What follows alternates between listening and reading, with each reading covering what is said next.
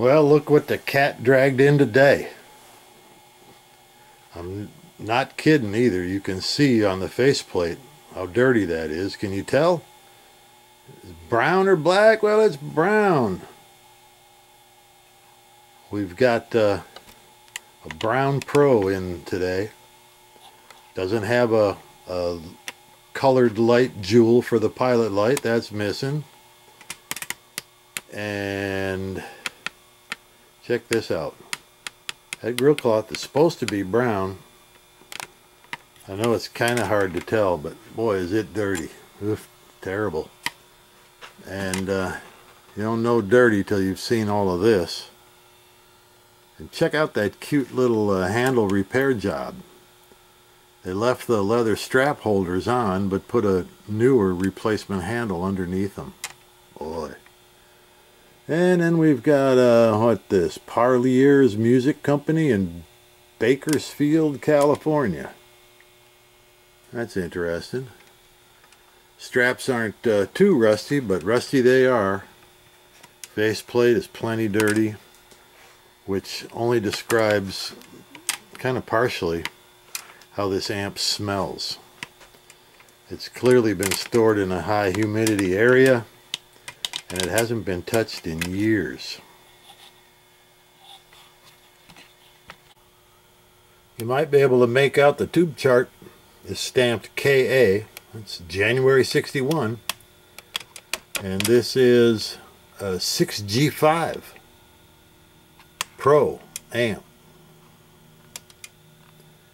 And you can see, I think if you look down in the bottom of the amp, pretty cruddy in there, but boy, look at that. It's got the original 15-inch Jensen.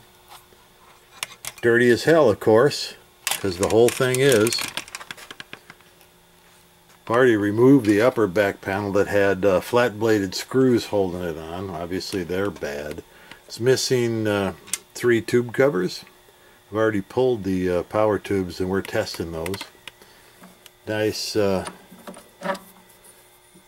rusty speaker plug and oxidized like crazy.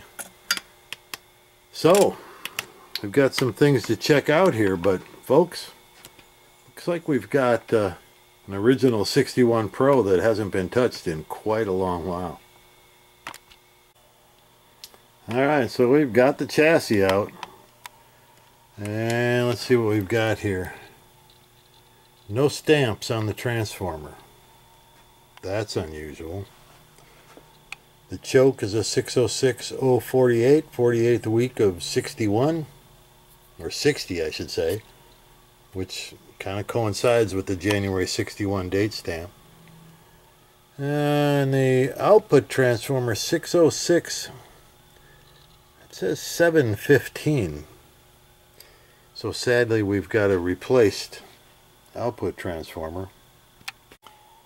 And under the doghouse we've got your original filter caps, and you can see the blisters and the bubbles. They gotta go. But somebody's been in here. The OT's been changed.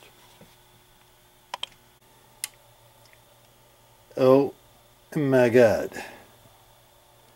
Apparently this thing's been sitting out on a bench for years. Look at the dust in there. Kind of hard for it to all crawl in there if it's been attached inside the cabinet all these years. But otherwise it all appears to be unmolested as well, except for these output tranny wires are nice and shiny. Everything else is kind of messy. I think you can see the bubbles on the cathode caps. That's interesting. And all these astrons. There's a chance they should all be replaced. Yikes. Well, we're going to start measuring and see what we come up with. Well, alright. We're a couple hours into this already, and here's where we're at. We've tried to clean the board with Q-tips and toothbrushes and so on, and it's getting better. Not as good as we'd hoped, but it is improving. We've replaced the cathode bypass caps, and we've kind of straightened out the wiring. We've cleaned and retensioned all the jacks. You can see some of them needed to be bent to make it work correctly. We tested all the resistors, which their resistance shows with inspect. We'll see how noisy they are when we fire this thing up. We replaced the resistors on the power tubes, the 470 ohm power resistors there. They were way out of spec. And basically we're waiting for new caps to come so we can do the bias circuit. We did put in a new jewel light that was missing altogether. And on the way over to the other side, you can see we've cleaned the face plates and cleaned all the knobs. There's about a 200% improvement there. And you can also see that the original caps are still in, waiting for those to deliver. We have tested all the tubes, cleaned all the tube sockets. Everything's good there. We've removed the old 2-prong, going to put a 3-prong in. And you might remember, power transformer was original. The 48th week of 1960 on the choke is original, but our issue was right here in the output transformer. It should have open windings, open leaves here, not bell covers over them, so you could tell on sight it wasn't right. And the Fender part number is 022848, which indicates when you cross-reference everything out, this is like a Vibrolux or a Pro Reverb output transformer. It's 4 ohm. This is an 8 ohm amp. So whoever put this in put a 4 ohm transformer where a 8 ohm is required. Kind of weird. Didn't do any damage, I suspect. That's hard to say. We've ordered a replacement. And essentially, I guess we'll sell this to pay for it.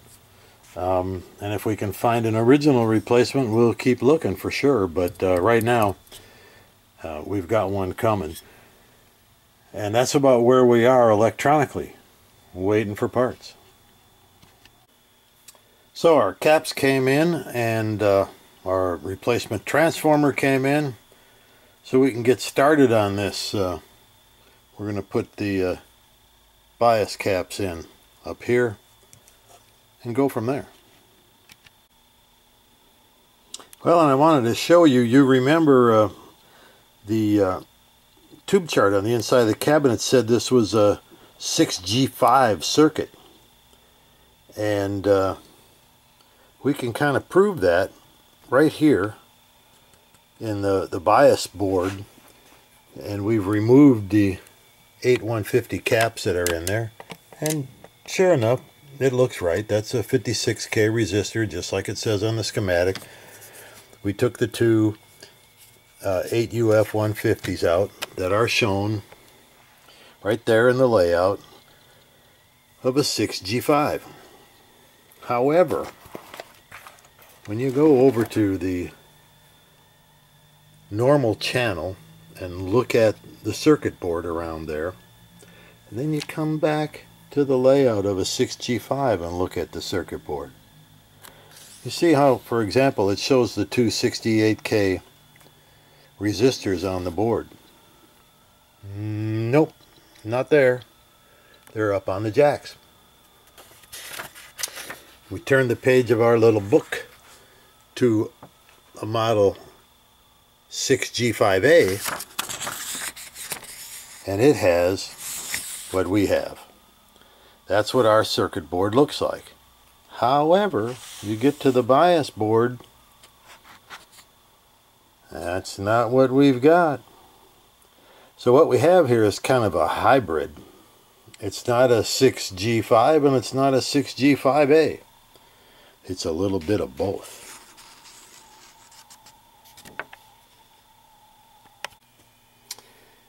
Well, I've started replacing the main filter caps back here, and we ran into an emergency with a 67 blackface super reverb, and it took 3 of our caps, so now we're short.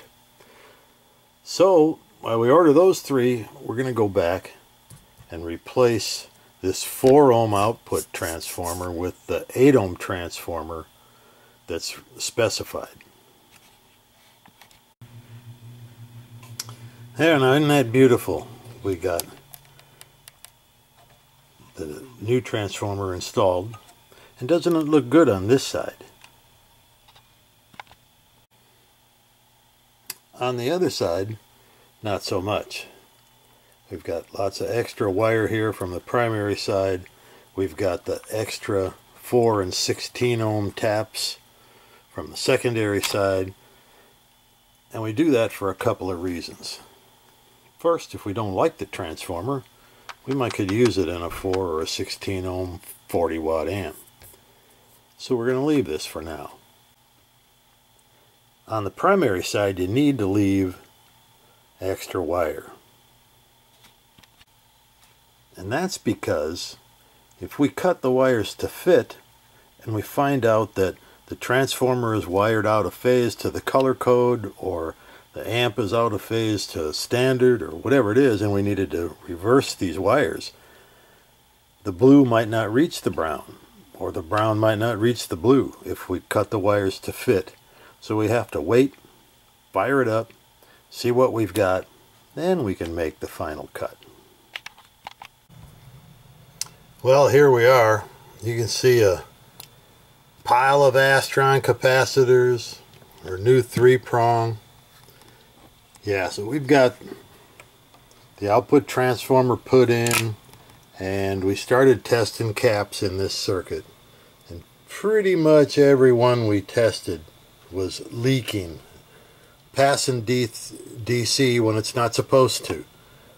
So you know the deal. You lift the ground side of a capacitor, put your meter on it. If there's any DC coming through at all, it's got to go. Not many Astrons left in this one, but we got it running pretty well. We spent most of our time over here in the bias board with that resistor right there. The schematic, which is kind of strange actually. There's a 6G5 and a 6G5A, and our amp matches neither one. The schematic that matches this the best shows a 10K there, and our amp had a 15K in there. And as you can see, we've got an 820 ohm resistor in there. So that's what got us in range, and we're actually ready to put this back in the cabinet that I pressure washed yesterday, and it's looking pretty good. Check it out. Not bad.